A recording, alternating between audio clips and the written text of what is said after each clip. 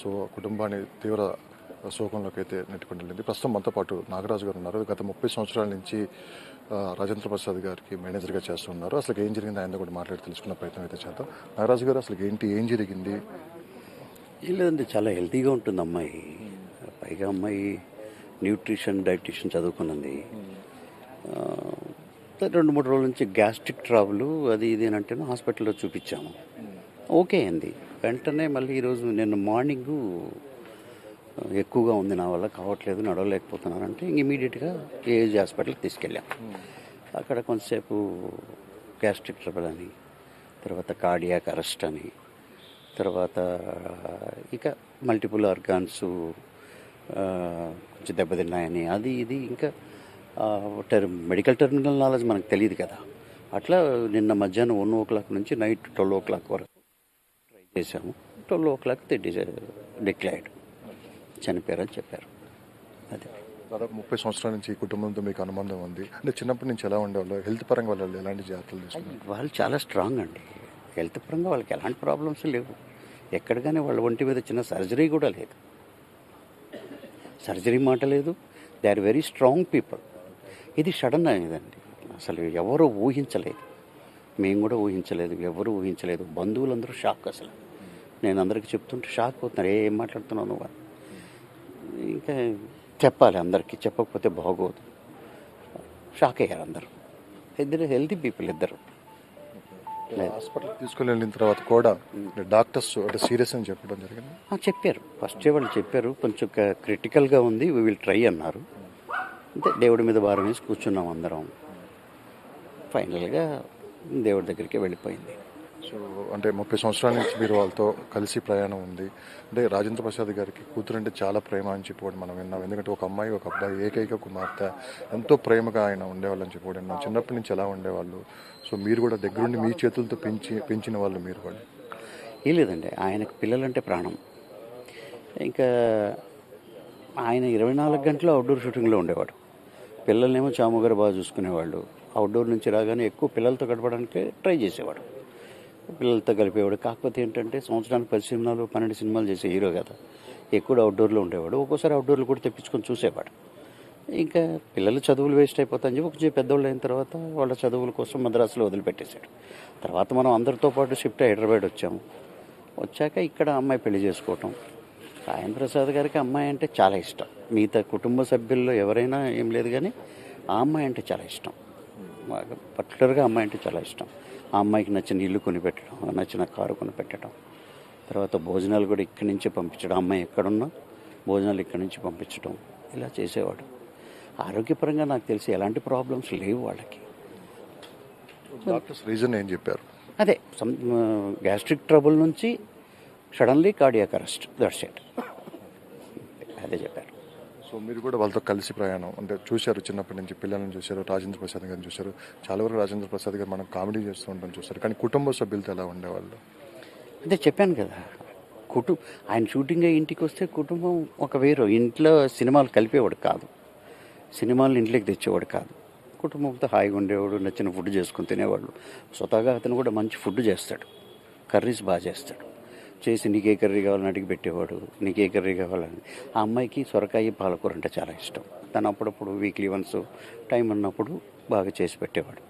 ఆ అమ్మాయి కూడా తండ్రితో చాలా బాగుండేది. ఎందుకు ఏమో తెలియదు, 38 ఇయర్స్కే తీసుకెళ్ళిపోయారు. ఇండస్ట్రీలో కూడా రావాలని ప్రయత్నం చేశారు. అంటే వాళ్ళకు చిన్న పాప కూడా ఒక సినిమాలో కూడా యాక్ట్ చేశారు. అంటే రాజేంద్ర ప్రసాద్ గారు మ్యాక్సిమం పిల్లల్ని సినిమాలకు కొంచెం దూరంగా ఉంచారు. ఎందుకంటే అది పిల్లలకు కూడా ఇష్టం లేదు. ఎందుకంటే తన తండ్రితో గడపాల్సిన వయసులో వాళ్ళు 24 గంటలు చదువులు అని ఇంట్లోనే ఉండిపోయేవాళ్ళు. ఎందుకంటే తండ్రి దొరికేవాడు కాదు. సినిమాల్లో మా ఫాదర్ హీరోగా చేయడం వల్ల దొరకడా అన్న ఒక చిన్న నావిగేషన్స్ కూడా వాళ్ళు కూడా రాలా. పాప ఎప్పుడూ ట్రై చేయలేదండి సినిమాల్లోకి రావాలని, కానీ సినిమా చేయాలని పాప ఎప్పుడూ ట్రై చేయలేదు. వాళ్ళ కూతుర్ని తీసుకొచ్చింది, అది కూడా సడన్. మన వైజయంతి మూవీ స్వప్న గారు అడిగితే మనం దాంట్లో చేసాం. మహానటి సావిత్రిలో చిన్న సావిత్రిగా చేశారు. కాకపోతే ఎలాగో చేసింది కదా అని ఒక 5-6 సినిమాలు చేయించాం. అటు మీద అమ్మాయికి చదువు అంటే చాలా ఇష్టం, షీఈస్ ఇంటెలిజెంట్. చదువు మీద మనం ఫోకస్ చేసి చదువుకు పంపించేసాం.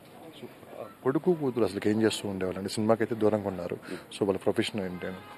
కొడుకేమో సోలార్ ప్యానల్స్ తయారు చేసుకుంటాడు. ఇంజనీర్, సోలార్ ఇంజనీర్ ఆయన. ఆయన ఎప్పుడు ఆ పని మీద ఉంటాడు. మనం కూడా ఎక్కువ అడగం ఆయన్ని ఏం చేస్తుంటారు ఏమి అనేది. కూతురు న్యూట్రిషన్ అండ్ డైటీషియన్, సపరేట్గా హాస్పిటల్ ఉంటే పెట్టలేదు, కానీ ఈ చుట్టుపక్కల ఉన్న వాళ్ళకి అందరికీ ఆ డైటీషియన్ గురించి, దాంట్లో ఉన్న లోటుపాట్ల గురించి అన్నీ చెప్తూ ఉండేది. షీఈస్ న్యూట్రిషన్ అండ్ డైటీషియన్ అమ్మాయి చదివింది. సో ఎప్పుడైనా సినిమాల గురించి డిస్కషన్ పెట్టుకున్న వాళ్ళ ఇంట్లో, అంటే యాక్టింగ్ పరంగా కావచ్చు, రాజేంద్ర ప్రసాద్ గారి సినిమాలు చాలా ఎంతో మందికి ఇష్టం సినిమాలు. ఆయన వాళ్ళ పిల్లలు ఏం చెప్తూ ఉండేవాళ్ళు ఆ సీన్ చూసినప్పుడు కావచ్చు, ఆయన యాక్టింగ్ పరంగా తీసుకున్నాం. లేదు, ఆ సీన్ కానీ సినిమా కానీ నచ్చితే వాళ్ళ ఫాదర్ గారి దగ్గరికి వచ్చి భుజం మీద చేసి గుడ్ డాడ్ అనేసి వెళ్ళిపోతుంది అంతే. వీళ్ళు ఎక్కువ సినిమాల కన్నా కూడా బంధుత్వంలో ఉన్న బంధువులతో మాట్లాడడానికి ఇష్టపడతారు. వాళ్ళతో వెళ్ళండి, వాళ్ళతో ఎక్కువగా గడపడానికి ట్రై చేస్తారు. అది సార్, ఏమీ లేదు సార్, చిన్నప్పటి నుంచి చూసాం. మన కళ్ళ ముందర వెళ్ళిపోవడం అనేది బాధ. మీ చేతులతో ఎత్తుకొని మన కళ్ళ ముందర మేము స్కూల్కి తీసుకెళ్ళేవాళ్ళం, అటు తిప్పేవాళ్ళం. మన కళ్ళ ముందర మన చేతుల మీద వెళ్ళిపోవటం అనేది చాలా బాధాకరం. ఎప్పుడైనా షూటింగ్ల దగ్గర తీసుకుని వెళ్ళారా మీరు? అంటే మిమ్మల్ని అప్పుడప్పుడు బలవంతం చేస్తారని చెప్పి. అదంతా ఏం లేదు సార్, మనం 1-2 సార్లు చెప్తే 3వసారి వచ్చేవాళ్ళు. అది కూడా ఈ పిల్ల పెరిగి పెద్దదయ్యాక ఎక్కువ వచ్చేవాళ్ళు. ఇది చిన్న సాయి కోసం వాళ్ళ తాత కోసం చూడాలంటే తాత కోసం వచ్చేది. ఈ అమ్మాయి పుట్టినకనే ఈ పిల్లలు కూడా ఎక్కువ షూటింగ్ లొకేషన్కి వచ్చేవాళ్ళు, లేకుంటే వచ్చేవాళ్ళు కూడా కాదు వాళ్ళు. వాళ్ళకంతా ఎందుకంటే చెప్పాను కదా, ఒక ఎవర్షన్ తోటి దూరంగా ఉండేవాళ్ళు. ఫాదర్ ఎలాగో షూటింగ్ల పేరుతో బయటకు వెళ్ళిపోతున్నాడు కదా అని వాళ్ళు తల్లితో బాగుంటారు.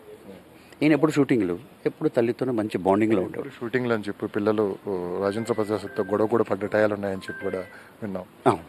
అంటే పిల్లలేమో ఇంట్లో ఉండమంటారు, ఆయనకేమో షూటింగ్ అంటే ప్రాణం, పిచ్చి. 7 o'clock షూటింగ్ అంటే 7 o'clock వెళ్ళిపోతాడు. ఇక కష్టం, ఆపలేం. 7 o'clock అంటే 7 o'clock.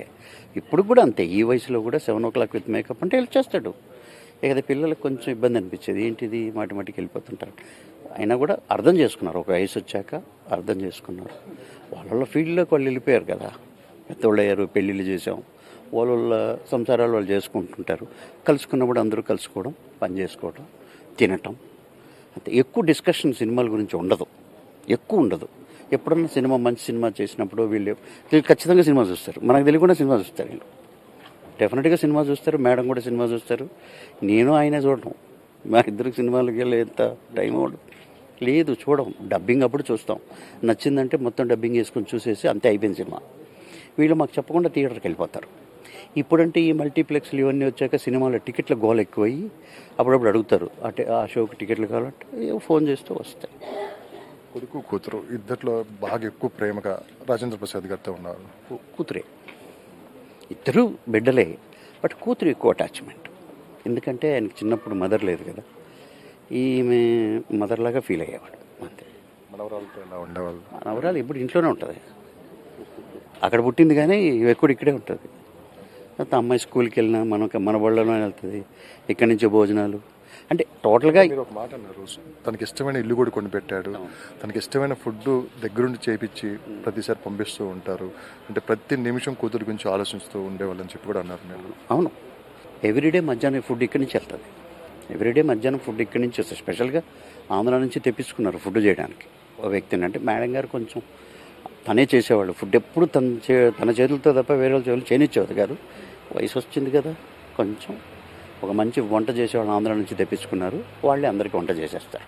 సార్, మీరు రాజేంద్ర ప్రసాద్ గారు వాళ్ళ కూతురు, అంటే మీ మధ్య ఒక చిన్న సన్నివేశం బాగా గుర్తుండిపోయే సన్నివేశం ఏమైనా ఉందంటారా? అంటే మీరు వాళ్ళతో కలిసి జర్నీ చేశారు కాబట్టి. అంటే చాలా గుర్తులు ఉన్నాయి సార్, చెప్పుకోవడానికి ఏమీ లేవు ఇక్కడ. చాలా ఎమోషనల్ కూడా ఏమీ లేదు. ఎందుకంటే 24 hours ఇప్పుడు ఆయన షూటింగ్ బయలుదేరేటప్పుడు నేను మార్నింగ్ ఇక్కడికి రావాలి.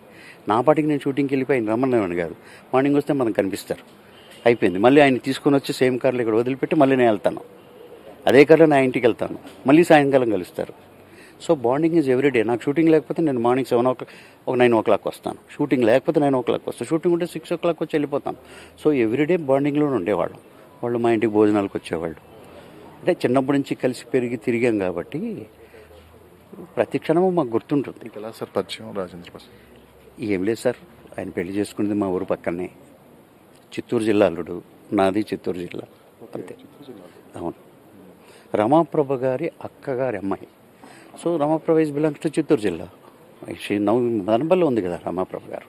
ఎలా ఉండదు సార్ ఈ 30 years జర్నీలో రాజేంద్ర ప్రసాద్ గారు మిమ్మల్ని ఎలా చూసుకున్నారు? తేడాలు ఏం లేదు సార్. అతను నా మేనేజర్ పిలవండి, నీకు నెలకు జీతం ఇవ్వాలి, అంత ఏం లేదు సార్. అవసరమైంది ఆయనే చేస్తాడు, అవసరాలన్నీ ఆయనే తీర్చేవాడు. సార్ అంటే జీతం కోసం పని చేయలేదు. ఇప్పుడు నేను ఒక 4 స్టాఫ్ని పెట్టాను, వాళ్ళు ఎవరు జీతం కోసం పని చేయట్లా. కలిసిపోయాము, ఇంకెందుకు ఉన్న జీవితం కొద్దిగా కదా గడిపేద్దాం. జీతాల కోసం పనిచేసే స్టాఫ్ మా దగ్గర లేరు సార్. ఒక స్క్రీన్ మీదైనా అంటే ఆయన నవ్వులు పండిస్తూ ఉంటారు, ఇంట్లో కూడా పిల్లలతో అదే జోకులు వేస్తూ అదే అంతే బాండింగ్తో ఉండి. జోకులు ఇంట్లో వేరు, కానీ ఎందుకంటే ఆయన సినిమాలోనే నీతంతా సీరియస్, జోకులు వేరు. కాకపోతే జోవియల్గా ఉంటారు పిల్లలతో. పిల్లల కోసం సపరేట్గా జోకులు వేసి నవ్వించడం అనేది లేదు, ఏ రోజు లేదు. జోవియల్గా ఉంటారు. కాకపోతే ఏంటంటే షూటింగ్ లేదంటే 9 to 9:30 బెడ్కి వెళ్ళిపోతారు. పిల్లలు ఈ కాలం పిల్లలు ఎవరు వెళ్తారు 9:30 బెడ్కి? వాళ్ళు 10:30, 11. ఆయన 9:30కి నిద్రపోతాడు. 7 o'clock ఇంటికి వస్తే భోజనం చేయడం, కాసేపు పిల్లలతో గడపడం, పడుకొని నిద్రపోవడం. ఏదైనా ఫంక్షన్ నుండి మాకుంటే మేము వెళ్ళి వచ్చేంత వరకు మేలుకునే ఉంటారు వాళ్ళు పడుకోరు.